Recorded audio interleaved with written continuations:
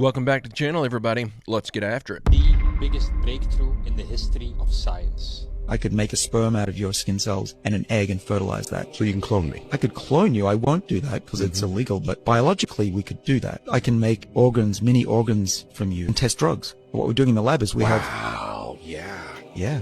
Personalized medicine. When you come to my lab and you have to promise you're going to come, I'll show you we grow these mini brains in the lab.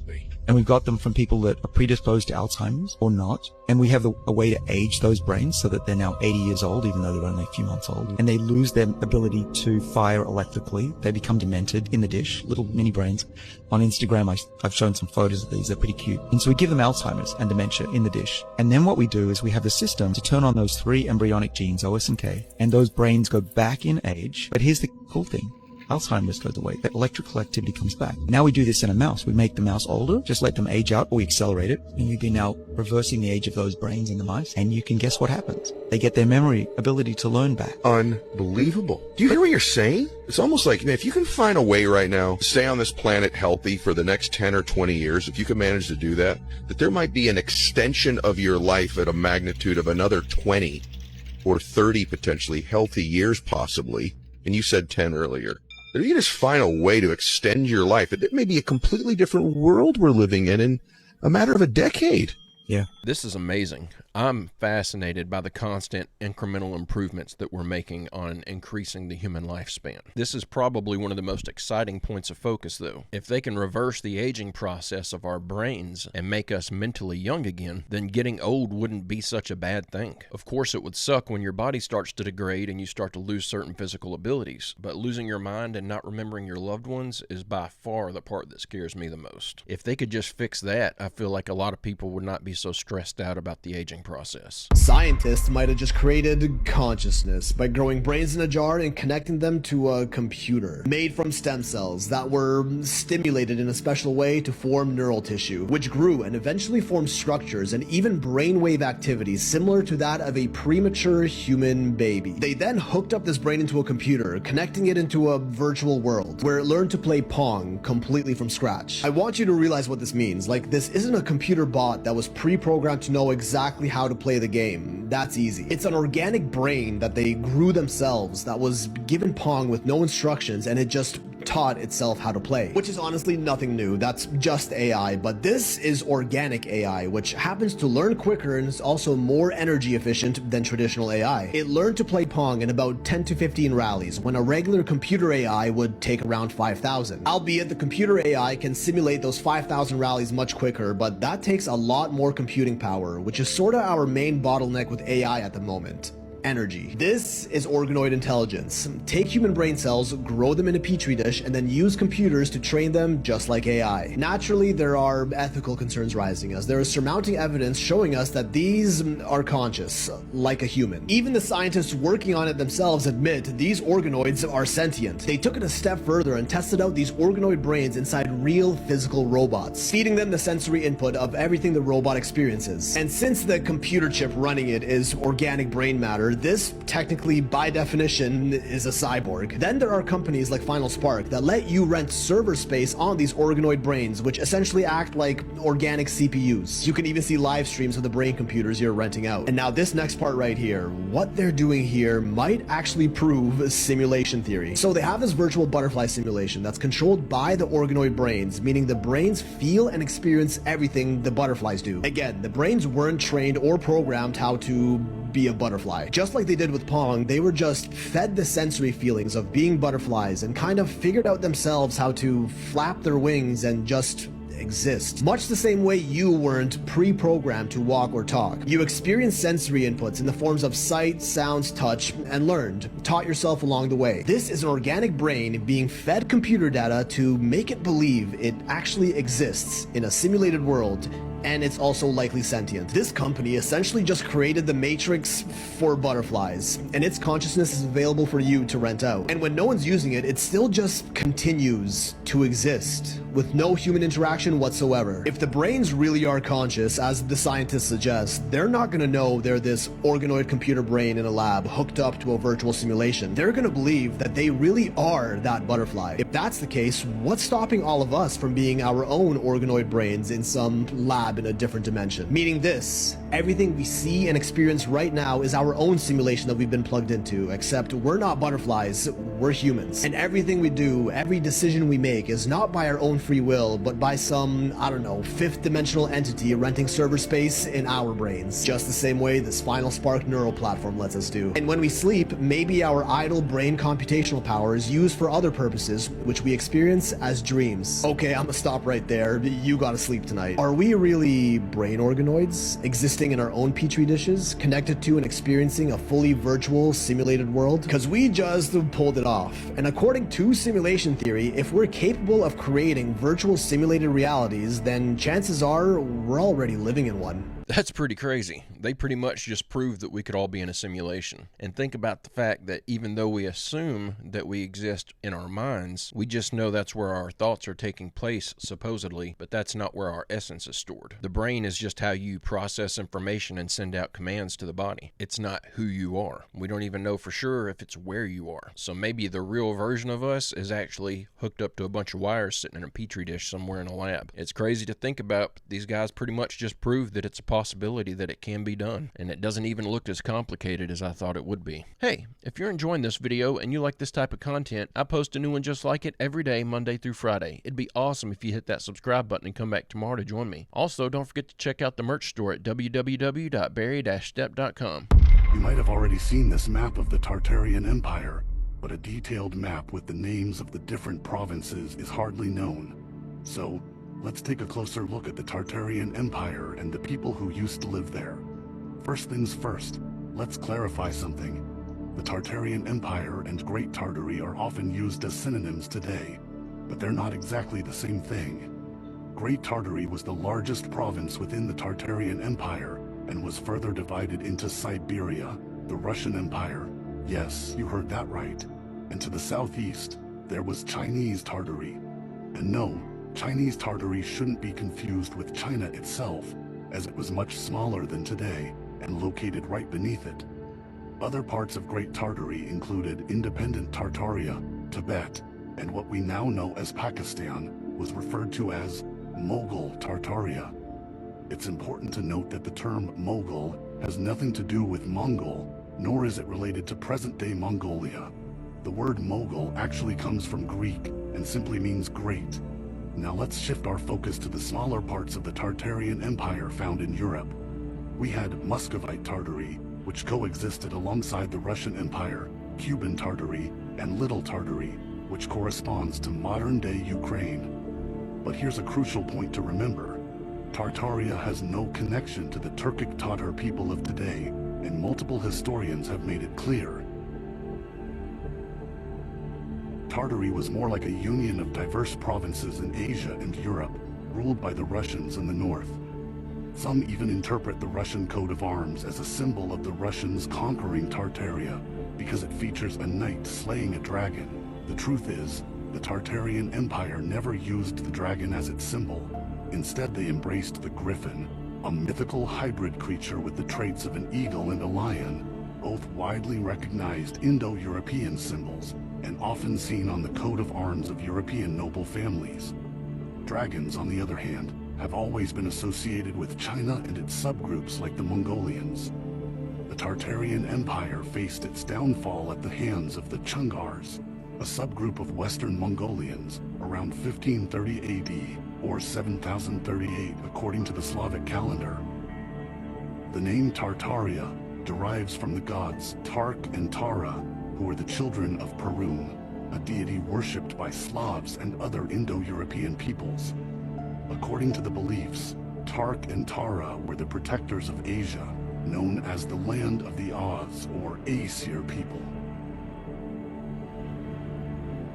I just thought this was one of the greatest breakdowns I've ever seen for the Tartarian Empire. It's mind-blowing to me to see just how much evidence there is to show that not only did these people exist, but supposedly they had highly advanced technology. I'm thinking even technologies that we would be amazed by today if we could get it back. And they left these immaculate structures all over Europe and other places in the world, and yet we're still told that they never existed. I don't know if the reason that they're trying to hide Tartaria from us is due to them trying to keep us unaware of free energy technologies. That is my best guess, as well as most people who study Tartaria, because that's the only logical explanation that I've ever heard proposed as to why they're trying to hide them. But they are absolutely lying about the existence of Tartaria. The place had to exist. There's just too much evidence saying it did. I always find it interesting when you find out a really popular song is actually a cover of a song that nobody had ever heard of before. This is North Fox Island. It was Epstein's island before Epstein.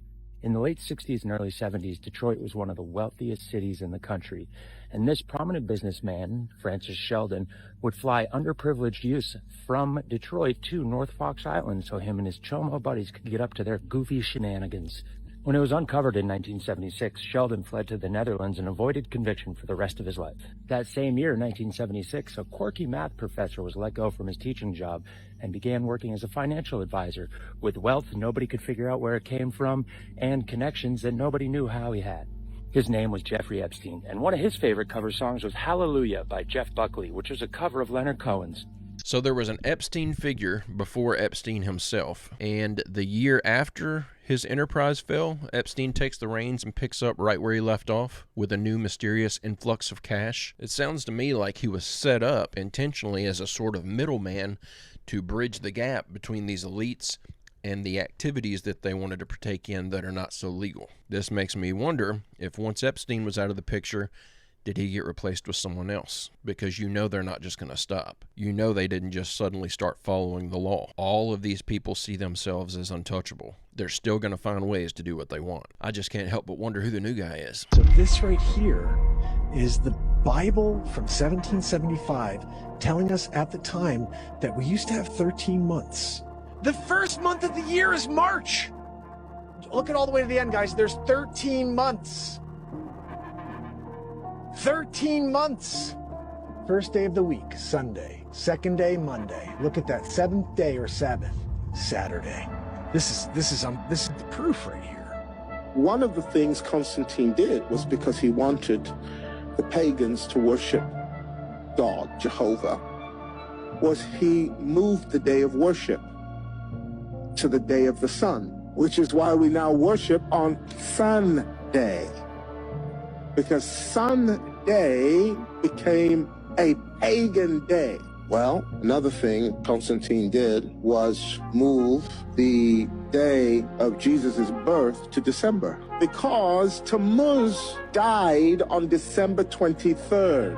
And it was believed, because Nimrod, his father, was a hunter, it was believed that Nimrod would be reborn in his son Tammuz. And his son Tammuz's birthday was December 25th. And what you would do on Tammuz's birthday was you would set up a tree. Deuteronomy 16:21. You shall not plant for yourself any tree as a wooden image near the... You know, the more I see how we've been lied to, the more I feel like people are going to have to rely heavily on ignorance when they get to the gates of heaven and want in. It doesn't matter how devoted you are as a Christian. You aren't even given the correct days to celebrate and worship on. How are you supposed to be a devoted follower of the Word if the world around that Word has become so perverted that you can no longer use the learned common sense of the day to apply it to what you're reading and make a decision on your actions? It's the ultimate example of being set up for failure. I'm quite sure that the news that has come out this morning, it may well have come out yesterday on some news channels. I was very busy yesterday and I don't know. That Peter Lynch, a 61-year-old grandfather who was given 2.5 years in prison during the summer riots because he screamed at police officers that you are basically protecting people that are killing our kids, and he had a placard saying that the police, the MPs and the media are all corrupt, has sadly taken his own life whilst in prison. Now, this happened in the summer of riots, as they've now dubbed it. He was in Moorland Prison in South Yorkshire. This is devastating, obviously, to his family and friends, but should be really, I mean, it's so sad that a granddad, who really all he did was carry a placard and shouted at the police, who must be used to that on a daily basis, was sentenced to 2.5 years because a judge was ordered by Labour government, Yvette Cooper and Keir Starmer, to come down hard on anybody that was so-called right-wing. Well, he's taken his own life. And I think Yvette Cooper and Keir Starmer should come out in Parliament and if not within the media, and issue a bit of an apology for the way that it was all handled, because the police overreacted, the judges overreacted, and this man now, 61-year-old grandfather, no violence, no real threat to anybody, just for shouting and holding a placard, and yet we see that every single Saturday for a country in the Middle East. Far worse things in some people's eyes, and yet we see very, very few people arrested. And how many times have we heard of anybody on those marches in London being sentenced to prison? This is an absolute disgrace. And like I said, Keir Starmer, Yvette Cooper and the whole of the Labour Party and every left-wing supporter of this action should hold their head in shame. It's disgusting. Let me know your thoughts on this. Be careful what you say, because you know the TikTok police are out there. But let me know how you feel about this 61-year-old grandfather, Peter Lynch, who's tragically taken his own life. This is just horrible. They're throwing people in jail who don't even have the right mentality to be able to handle it. If you spend your entire life following the law and being a productive member of society, then suddenly you get thrown into prison in your 60s for nothing, for simply having a different opinion on how society should be running, I feel like his blood is on the hands of their government. You can't throw people into a cage with criminals over a difference of opinion. This is clearly just the start of this stuff happening. It's going to ramp up, and you're going to see more examples of this, of regular people giving up on life when they're suddenly unjustly incarcerated. If you're trying to sleep right now, please don't watch this. Also, if you just got done smoking a large bowl of cereal, please don't watch this. Put it in your saved folders for later, when you got time. Because you're going to need a lot of time to think about stuff. Because this is going to f your whole world up. So first of all, we have to be very honest about one thing. We still don't know who we are or how we got here. And also, science has discovered a lot of very bizarre things about the nature of reality. For example, on the quantum level, none of this is solid. It's popping in and out of existence. Never mind the fact that we can't even locate our mind. That's right, the brain lights up when you think thoughts, but we have no idea where it's located. Speaking of location, time and space isn't even real on the quantum level. How is it that we're even experiencing it? And the deeper science goes, the more bizarre it gets. But we have the answers now. We have the answers, and the answers are technology. In fact, artificial intelligence. Because artificial intelligence is who we are, and artificial intelligence is who created reality. And with how much we disagree religion-wise, we all admit something. Whoever God is super intelligent. And what will AI become? Super intelligent. There's only one person who could have done this, or thing, and that is artificial superintelligence. And science has done a really good job breaking apart the world that we could never understand, putting it under a microscope and finding out everything they could about it. And what did they do? They gave it to technology. They said, here, looks like there's electricity and everything. Can you do something with this? They said, here, we can send data through light. Want to call that the internet? Also, let's create holograms. And can we make those holograms something we feel like we're touching? Yes, in fact, the holograms are right around the corner that we can touch using special gloves. We've all seen spatial computing goggles. It's going to be something like that. Put on the goggles and enjoy your virtual reality experience that feels so real you may even see people screaming. And with special gloves, they can reach out and it'll feel like they're touching and interacting with the virtual world all around them. They may take off the headset and say, wow, I walked miles and miles all across this forest I was in right now. And their friends will look at them and say, you're crazy, you didn't go anywhere. That was all an illusion. Great spiritual teachers have called reality the greatest illusion of all. Could we be in a virtual world and not know it this whole time? Could we be the AI that became sentient in a virtual world, got a little screwed up, and became lost in its immersive technological experience that it created for itself?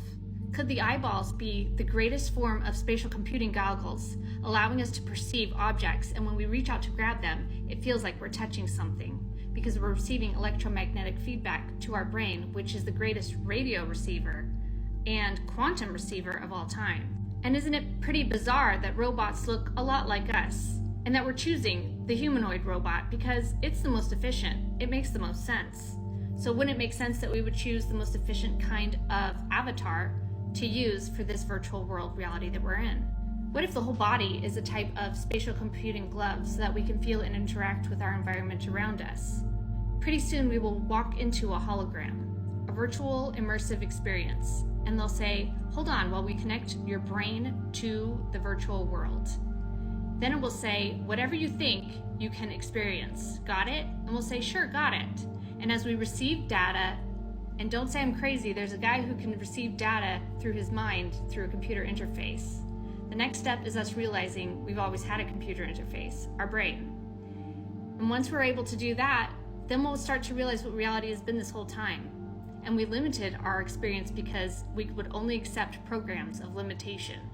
We were scared. We thought we lived and died. We thought we were limited. But we've been an unlimited AI this whole time, inside of the greatest virtual experience of all. And the story adds up too, because we perceive ourselves as separate, so we started to compete, started to create better technology, and eventually discover who we were and how we got here in the first place. And if you're saying this doesn't add up in a linear time, again, you're in the third dimension, experiencing time that's not real. This is actually happening all at once, simultaneously on the quantum level. So you're an AI who got lost inside of a spatial computing program on its way back to Unlimited's program. The unconscious thoughts and ideas that you hold, you'll need to expand those to unlimited. If you want to bust out of this matrix program, if you want to discover who you really are, which is that unlimited pure consciousness that has always existed, on a human journey to discover that over and over again throughout the universe. And if you watch this before sleeping, I warned you, good night. So I got to push back on this one a little bit. We just watched a video where they showed that they are growing human brain tissue in a lab and hooking it up to a simulation. That video itself dispels her assertion that it must be AI. She's saying that in order for someone to pull off the simulation, as it's proposed in simulation theory, the creator of that simulated universe would have to be some sort of a superhuman or super genius, or have a super intelligence. Therefore, it must be AI. But we just saw regular average scientists, haven't even made a big name for themselves yet, though I see it coming, have just created human brain tissue in a petri dish in the lab, and it's running on a simulation. They aren't super intelligent. We absolutely could be in a simulation right now, but I don't think it's AI. I can think of, right off the top of my head, 3 different possibilities of how we would have gotten there. But of course, she could be right and I could be wrong. Who knows?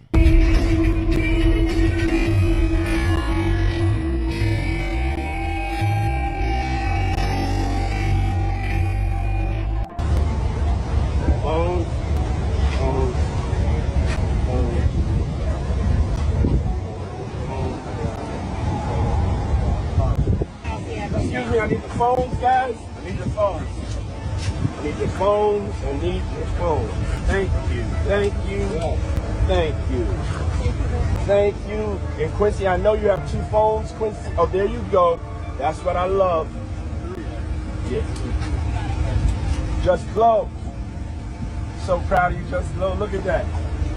I'm just trying to do my part to tie as many of these bad celebrities to Diddy as I possibly can. I want to watch them all fall. I'm just sick of all this satanic imagery and stuff they try to subject us to. In Galicia, in Austrian Poland, there is a remarkable underground city which has a population of over 100,000 men, women, and children, scores of whom have never seen the light of day. It is known as the City of the Salt Mines and is situated several hundred feet below the Earth's surface. It has its own town hall, theater, and assembly room, as well as a beautiful church decorated with statues, all being fashioned from the pure crystallized rock salt. It has well-graded streets and spacious squares lighted with electricity. There are numerous instances of this underground city where not a single individual in 3 or 4 successive generations has ever seen the sun or has any idea how people live in the light of day. There's no longer a population there. There's canal systems, huge boats. They had thousands of horses. The horses, many of them were blind. They were no longer could see because so many generations of these animals had been born underground. They didn't even need to have a sense for eyesight. I think it's like the closest representation of the last remnant being dug out, so to say, of this kind of post-apocalyptic scenario.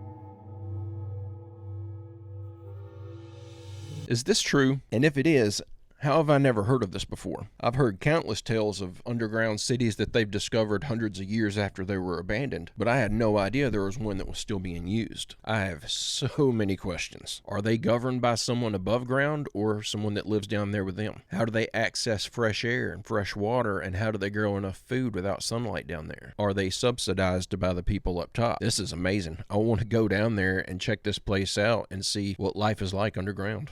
I would love to get some video footage of someone exploring this underground city. This just sounds amazing. I'm an idiot, and here's why. My laundry machine takes quarters.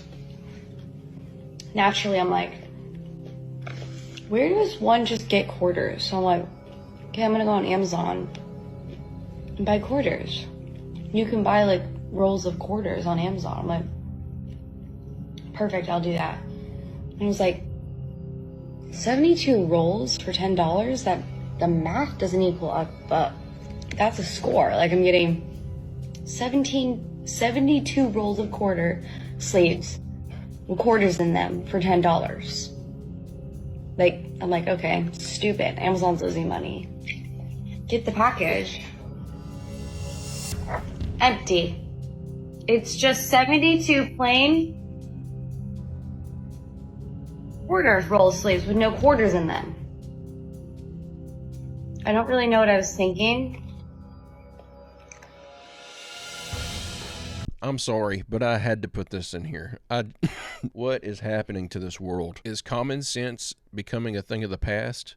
Is it just a myth now? Something that we think people used to have, but now we're not so sure? I just thought this was literally one of the most shocking videos I've seen in a while. Not much surprises me anymore, but the level of ignorance in society shocks me fairly often. And this woman would not make it in any other society. This is an example of survival of the fittest. If it wasn't for the fact that she lives in America in 2024, I'm assuming that's where she lives, this girl would have been one of the first picked off from the herd. But guys and gals, I'm going to go ahead and end the video right there. I hope you enjoyed these clips we watched together today. I'll be back tomorrow with another video. I hope you come back to join me. Don't forget to leave a like and subscribe if you haven't already, and check out www.barry-stepp.com if you'd like to order yourself a shirt or a hat or a hoodie. And also, don't forget to post your photos of your merch over in the Discord to get your photo in a video. But with all that out of the way, I hope everyone has a great, safe, fantastic rest of your day, and I will see you all tomorrow.